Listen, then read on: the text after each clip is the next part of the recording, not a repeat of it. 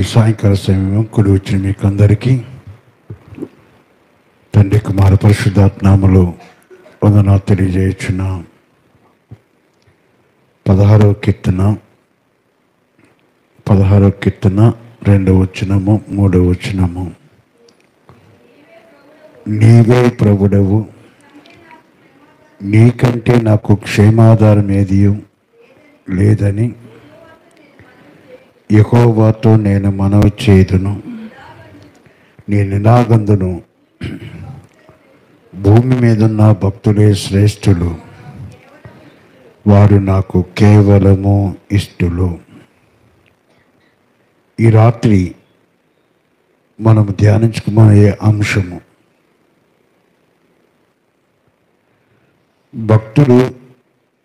భక్తుడుగా ఉన్నవారు అలవర్చుకోవలసిన లక్షణాలు.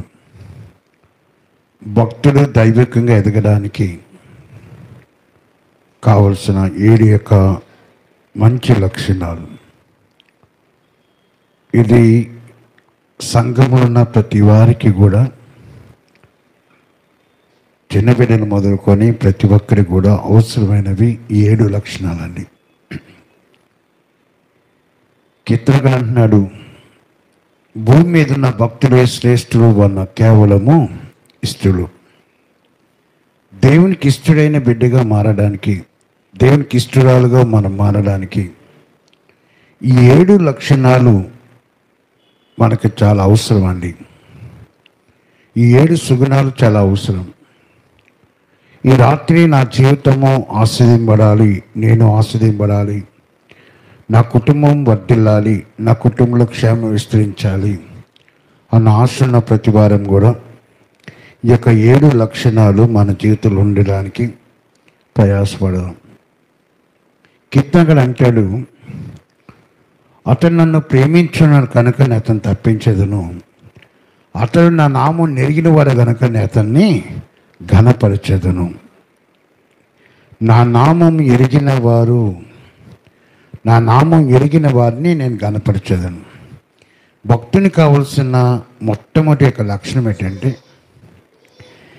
దేవుని గౌరవించడం నేర్చుకోవాలండి. దేవునికి రెస్పెక్ట్ ఇవ్వడం నేర్చుకోవాలి.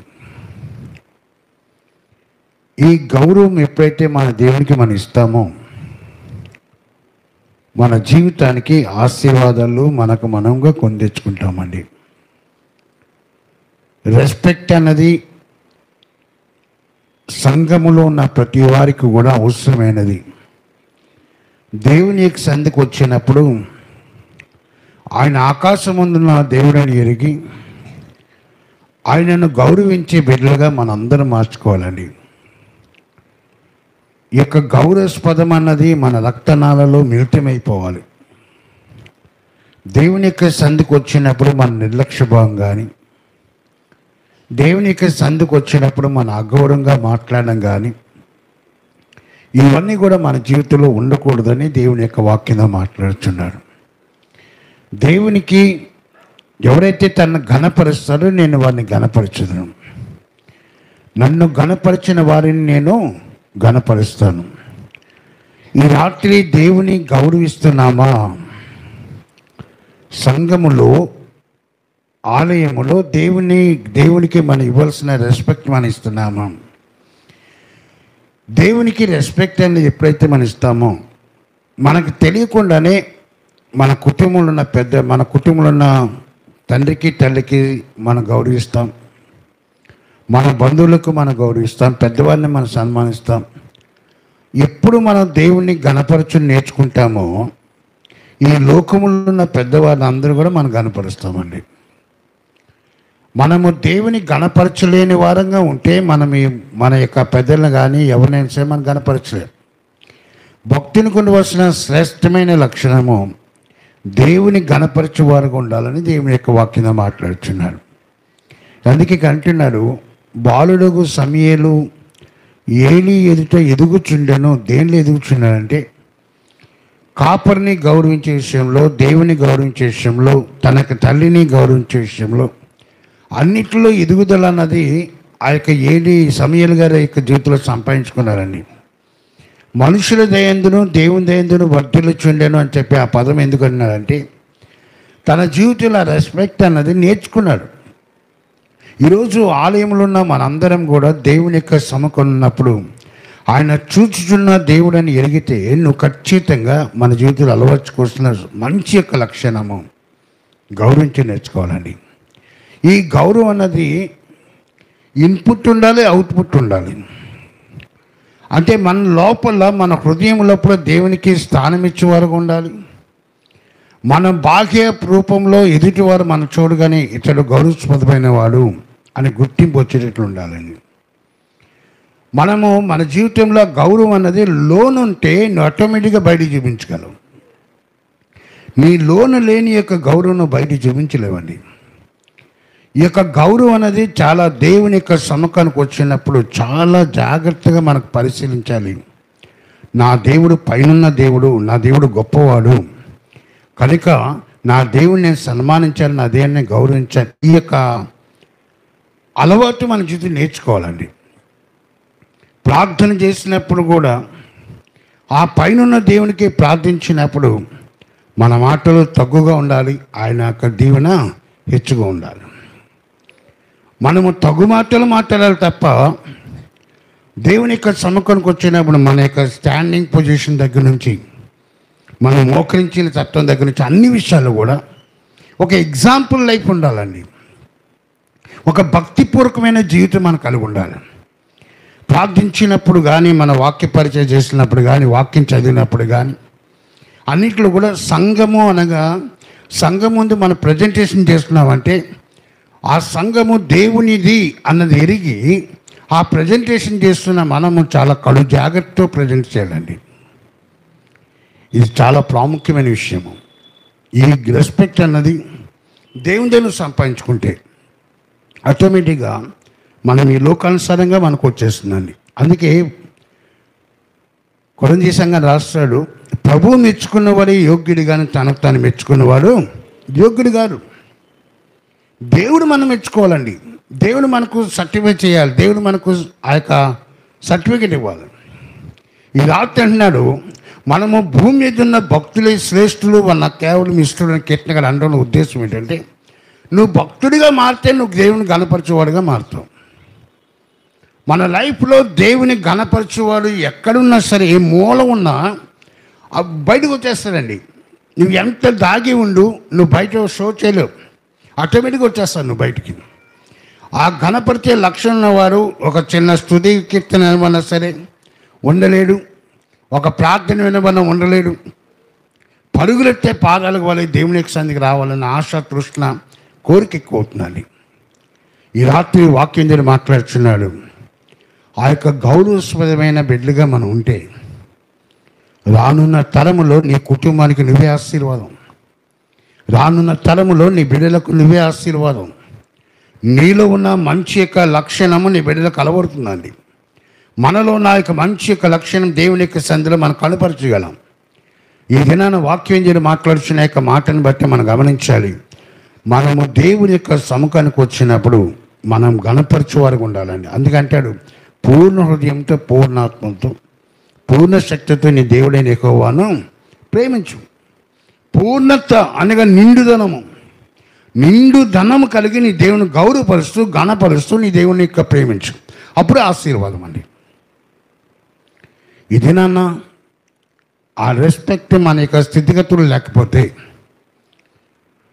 దేవుని యొక్క ఆలయానికి సమీపిస్తున్న మనము, దేవునికి సన్నిధికి వస్తున్న మనము మన యొక్క జీవితంలో ఆ రెస్పెక్ట్ భావంగా కనపరచిపోయినట్లయితే ఆశీర్వాదాలు పోగొట్టుకుంటామండి. అందుకే చిన్నలు కానీ పెద్దలు కానీ మనందరూ కూడా నేర్చుకోవాల్సింది, నా దేవుని నేను గణపరిచే స్థితిలో ఉండాలి. ఇది మొట్టమొదటి దేవుడు కోరేదండి. రెండో లక్షణం, కష్టకాలమందు వారి యెహోవాకు మొరపెట్టిని ఆయన వారి ఆపదల నుండి వారిని విడిపించెను. రెండోదండి, ఎక్కడ మనము మన జీవితంలో ఆయనకి ఇష్టలుగా మారగలమంటే కష్టకాలంలో తట్టుకునే శక్తి కలిగి ఉండాలండి.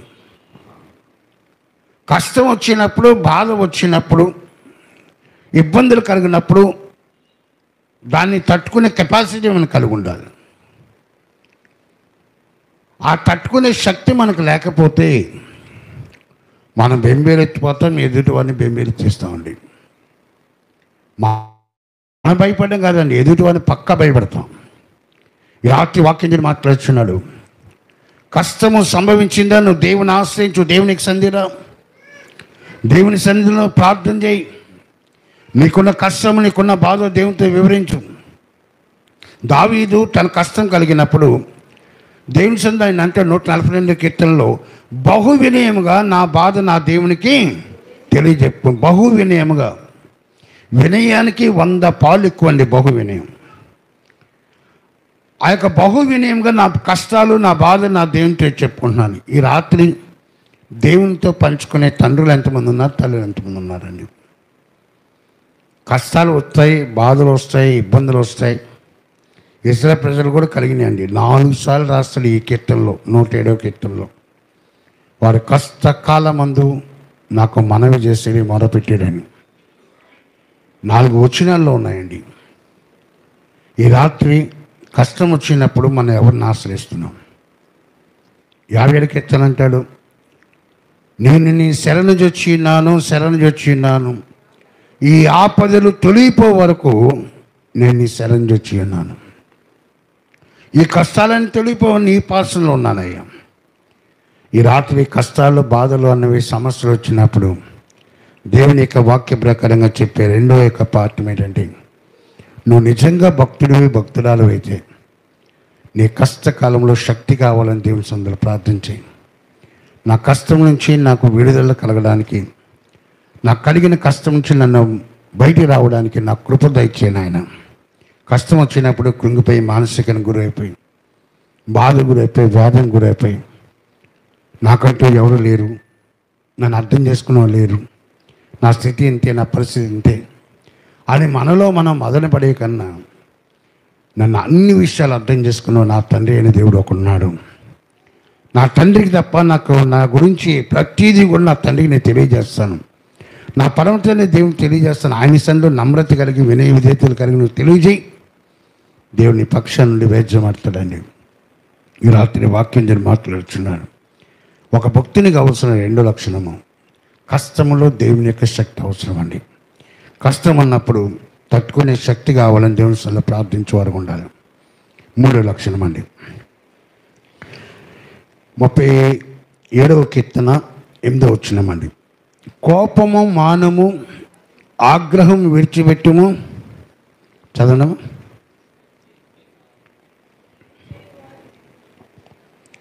కోపము మానము, ఆగ్రహము విడిచిపెట్టుము, వ్యసనపడకము, అది కీడుకే కారణము.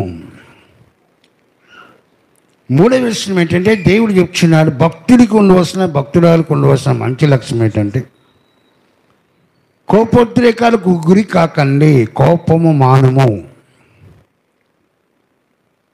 ఆ కోపము మానము అన్నది పరిశుద్ధుడైన దేవుని యొక్క వాక్యం అన్నాడండి. నువ్వు కోపము మానినప్పుడే ఆశీర్వాదం చూడగలవు. కోపము మానినప్పుడే మనలో సహనం అన్నది వస్తుందండి. కోపం మానకుండా సహనం రాదు.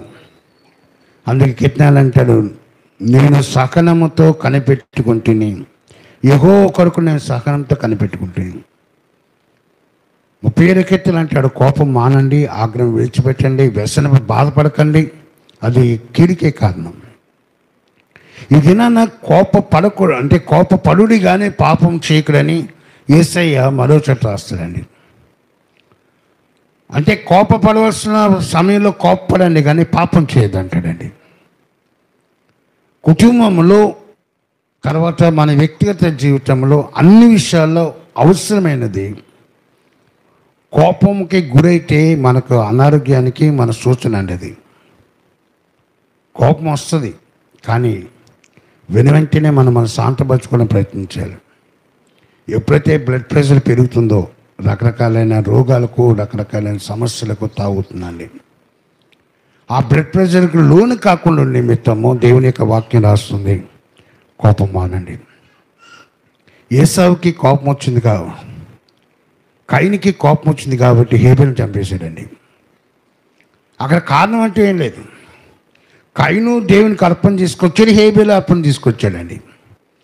కయీను పొలములో పండిన పంట పొలాలు తీసుకొచ్చాడు, హేబెలు ఆ యొక్క పుట్టిన ఆ యొక్క గొర్రెపిల్లని తీసుకొచ్చాడండి. దేవునికి ఆ గొర్రెపిల్ల బలి ఇవ్వడం ఇష్టమైంది. ఆ బలిని ఇష్టపడ్డాడు కాబట్టి హేబెలు అర్పణల మీద లక్ష్యం ఉంచాడండి. అది చూచి కయీను తట్టుకోలేకపోయాడు. తమ్ముడికి ఘనత వచ్చింది, నాకు ఘనత రాలేదన్న కోపంతో తమ్ముడు పొలంలో ఒంటరిగా ఉన్నప్పుడు వెళ్ళి చంపేశాడండి. దేవుడు అడుగుతాడు, ఆ యొక్క హేబెలేడయ్యా, కయీను హేబెలేడంటే, ఏ హేబెలు నేను పనున్నా నువ్వు నన్ను అడుగుతున్నావు ఏంటి అని దేవుని మీద తిరిగి రివర్స్ అవుతున్నాడండి. ఈ రాత్రి దేవుని యొక్క వాక్యం ద్వారాగా కోపము ద్వారాగా రకరకాలైన కారణాలకి తావుతున్నాను. కోపం వచ్చినప్పుడు మనిషి సహజంగా కొందరి జీవితాలు ఎలాగుంటాయంటే, ఆ కోపాన్ని తట్టుకోలేక తనకు తాను హాని చేసుకునే ప్రయత్నించే తల్లులు ఉన్నారు, తండ్రులు ఉన్నారు. తద్వారా వినాశనం ఎవరికంటే కుటుంబానికే. ఈ రాత్రి కోపం ద్వారాగా నువ్వు సాధించదంటూ ఏం లేదు, కానీ ఆ కోపం వచ్చినప్పుడు సహనం చూపించావా, నువ్వు కుటుంబానికి నువ్వే ఆశీర్వాదం. సహనము, ఓర్పు అన్నది చాలా ప్రాముఖ్యమైనదండి. నా జీవితంలో నా దేవుని యొక్క వాక్యం ద్వారాగా ఈ మాట చెప్పాడు కాబట్టి దాన్ని అమలు చేయడానికి, దాన్ని నేర్చుకునే ప్రయత్నిస్తాను. ఇది నా దేవుని యొక్క వాక్యం ద్వారాగా మనం గమనించాలండి. దావీదు గొలియాతు ఇద్దరి యొక్క మాటలు చూడండి. ఇద్దరు దేవుని కోసము దావీదు నిలబడ్డాడు, ఫిలిష్తీయుల కోసము గొలియాతు నిలబడ్డాడు.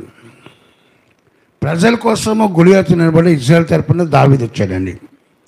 కానీ ఇద్దరి సంభాషణ చూస్తే చాలా వ్యత్యాసం ఉంది. ఇద్దరి యొక్క మాటలు చూస్తే చాలా చాలా అంటే డిఫరెంట్గా ఉన్నాయండి. దావీదు పాజిటివ్గా మాట్లాడుతున్నాడు. పాజిటివ్ ఏమంటారు, మంచిగా మాట్లాడుతున్నాడండి.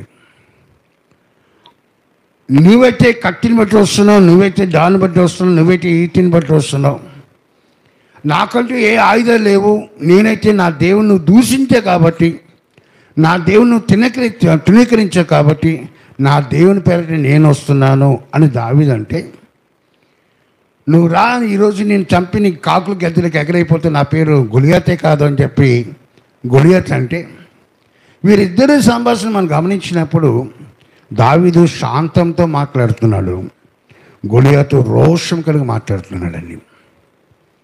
ఒక వ్యక్తి దేవుని తరపున మాట్లాడుతున్నాడు, ఒక వ్యక్తి లోకం తరపున మాట్లాడుతున్నాడండి.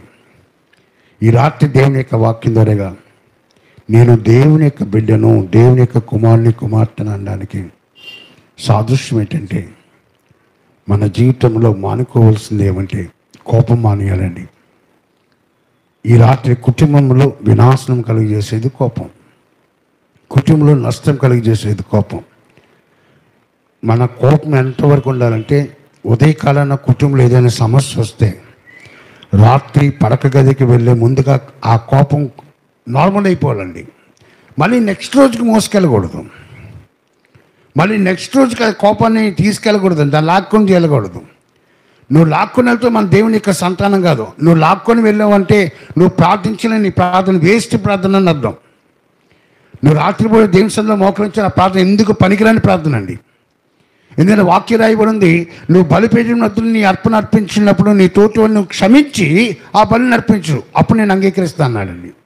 కోపాన్ని మనసులో దాచుకుంటాం, ఆవేశాన్ని మనసులో దాచుకుంటాం. నువ్వు వెళ్ళి దేవుని దగ్గరికి వెళ్ళి దేవుడే దేవుడే దేవుడే దేవుడు అంటే ఆ దేవుడు ఆ ప్రార్థన ఏమింటాడండి. అందుకే చాలా భక్తుడిగా నాకు ఇష్టలు అని దేవుడు ఎవరినన్నాడంటే, ఎవరైతే కోపం మాని శాంతంతో దేవుని సన్నిధిలో ప్రార్థన చేస్తారో వారిని దేవుడు ఇష్టపడతాడండి. అది 3వ లక్షణం. 4వ లక్షణం ఏంటంటే, సామెతల గ్రంథము 15వ అధ్యాయము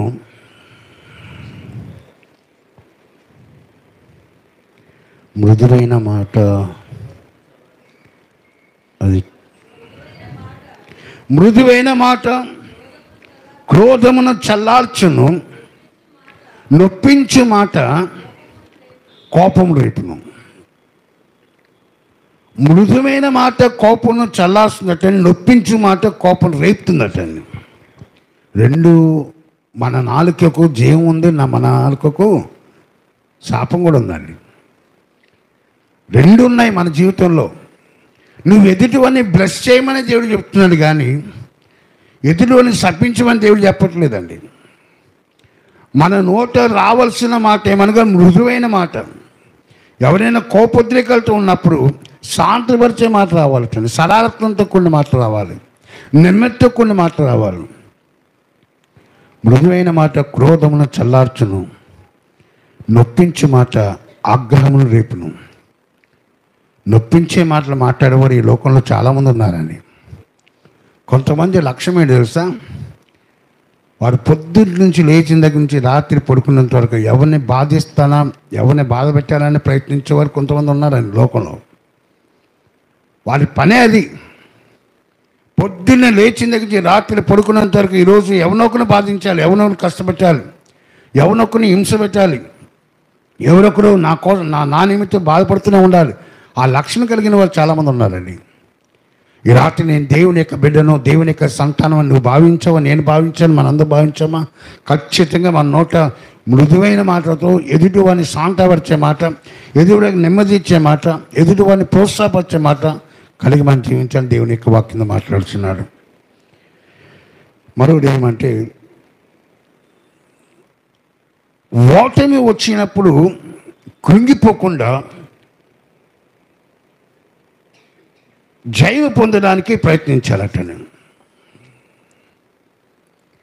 అపజయం కలగడము, ఎప్పుడైతే నాకు అపజయం కలుగుతుంది అనుకుంటే నువ్వు డౌన్ అయిపోకుండా విజయం కోసం ప్రయాసపడు, జయం పొందడానికి ప్రయాసపడు. జయం అన్నది రావాలి అంటే ఓటమిని ఎదుర్కోవాలండి. ఓటమిలో నువ్వు నిలబడాలి. నువ్వు పడుతూ లేస్తున్నప్పుడు విజయం ఏదో ఒక రోజు నేను వరిస్తున్నాను. ఇలాంటి వాక్యం మాట్లాడుతున్నాడు. ఓటమిలో నేను ఏమీ చేయలేను, నా పనింతే, నా బ్రతికింతే, నేను ఏది సాధించలేను, నేను ఇలాగ ఉంటాను, నా బ్రతికింతే ఎలాగ ఉంటుందా అని అనుకున్నవాడు ఏది సాధించలేడండి. ఈరోజు కాకపోయినా రేపైనా సరే నేను ఖచ్చితంగా సాధిస్తాను, నా దేవుడు చేయగల సమర్థుడు. ఆ నమ్మికతో ముందు సాగావా, ఖచ్చితంగా నేను దేవుడిని వాడుకుంటాడని. ఇశ్రాయేలు ప్రజలందరూ కూడా గొలియాతును చూసి భయాందోళన చెంది, ఆయన ముందు మనం నిలబడలేమురా, ఆయన ముందు మనము జయం పొందలేము, ఆయన వీరుడు, ఆయన ధీరుడు, ఆయన సూర్యుడు, మనం చంపేస్తాడు ఆయన భయపడి ఓటమిలో అపజయం పొందేశారండి వారు. కానీ ఒకే ఒకడు ఓటమి వచ్చినా పర్లేదు కానీ నా దేవుని తుణీకరించలకు వీడు ఏపాటి వాళ్ళని రోషం కలిగిన వాడుగా బయటికి వెళ్ళాడండి. అందుకే విజయవంతునిగా వచ్చాడు. లాస్ట్ అండ్ ఫైనల్ ఏంటంటే, నీకు కలిగి ఉన్న దాంట్లో నువ్వు సహాయపడు. నువ్వు కలిగి ఉన్న దానిలో ఎదుటి వారికి సహాయపడు. సహాయపడే చేతులుగా మార్చుకో. నాకు సహాయం ఎక్కడి నుంచి వచ్చిందని కీర్తనలు పాడుతున్నాడండి. దావీదుకున్న మంచి యొక్క లక్ష్యం ఏంటంటే సహాయం చేయట్లో దిట్ట. ఎదుటి వారికి సహాయపడడంలో ఆయనకు మించిన వాడు ఎవడు లేడండి. ఒకసారి దావీదు దగ్గరికి వచ్చాడండి. ఇబ్బందులతో ఉన్నవారు వచ్చారు, అప్పులతో ఉన్నవారు వచ్చారు, సమాధానం లేనివారు వచ్చారండి. ఈ టోటల్గా 200 మంది దావీదు దగ్గరికి వచ్చినప్పుడు దావీదు యొక్క పరిస్థితే చాలా ఘోరాతి ఘోరంగా ఉంది. ఎందుకంటే ఆయన రాజ్యాన్ని విడిచిపెట్టాడు, అడవులని తిరుగుతున్నాడండి. అడవులు, కొండలు, రెట్లని తిరుగుతున్నాడు ఆయన. ఆ సమయంలో వార్త అంటున్నాడు, మీరు నన్ను వెంబడించండి, మీకున్న ఇబ్బందిని తీసివేస్తాను. మీరు నన్ను వెంబడించండి, మీ సమాధానం కోల్పోయగలి మీకు సమాధానం ఇస్తాను. మీరు నన్ను వెంబడించండి, మీకున్న కష్టాలన్నిటి నుంచి నేను విడుదల ఇస్తాను. వారందరికీ అధిపతి ఆయను అన్న వచనం రాయబడి ఉందండి. ఎంతమంది అయితే బాధల్లో, కష్టాల్లో నెమ్మది లేకుండా ఉన్నారు, శాంతి లేకుండా, సమాధానం లేకుండా ఉన్నారు, వీరందరికీ సహాయం పడతానని చెప్పి ఏమీ లేనప్పుడు వాగ్దానం ఇచ్చిన మహాభక్తుడు దావీదు రాజండి. ఆయన సహాయపడతానన్నాడు. రాత్రిపూట దేవుని వైపు చేతులెత్తి ప్రార్థన, నాకు సహాయం ఎక్కడ వచ్చినాయా, నీ వైపు నాకు అందు వచ్చినా, ఇంతమంది చెప్పాను నాయన నేను సహాయపడతాను, ఇంతమంది నేను సహాయం చేస్తానని చెప్పాను, నువ్వు నాకు సహాయం చేస్తే కదా నేను వారికి ఇస్తాను ప్రభా, నువ్వు నాకు సహాయం చేయండి. రాత్రి అంతా ప్రార్థన చేసేవాడండి.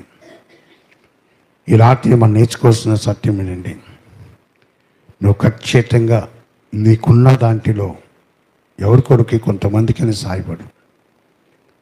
ఆ సహాయపడే లక్షణం నీ కుటుంబానికి ఆశీర్వాదం అండి. మనము గ్లాసు చన్నీళ్ళు ఇస్తే దాని ప్రతిఫలం పొందుకుంటారట. గ్లాసు చన్నీళ్ళు ఇస్తే దాని ప్రతిఫలం మనం పొందుకుంటాం కదా. చేయగల కెపాసిటీ నీకు ఉండి నువ్వు చేయకపోతే ఆ లెక్క నీవు నేను చెప్పాలండి.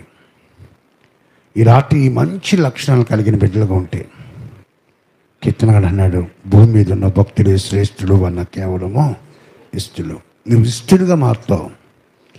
దేవుడు నేను చూచి బలా నమ్మకమైన మంచి దాసుడా, నువ్వు కొంచెంలో నమ్మకం ఉన్నా కాబట్టి విస్తారమైన వాటి మీద నేను నియమిస్తాను.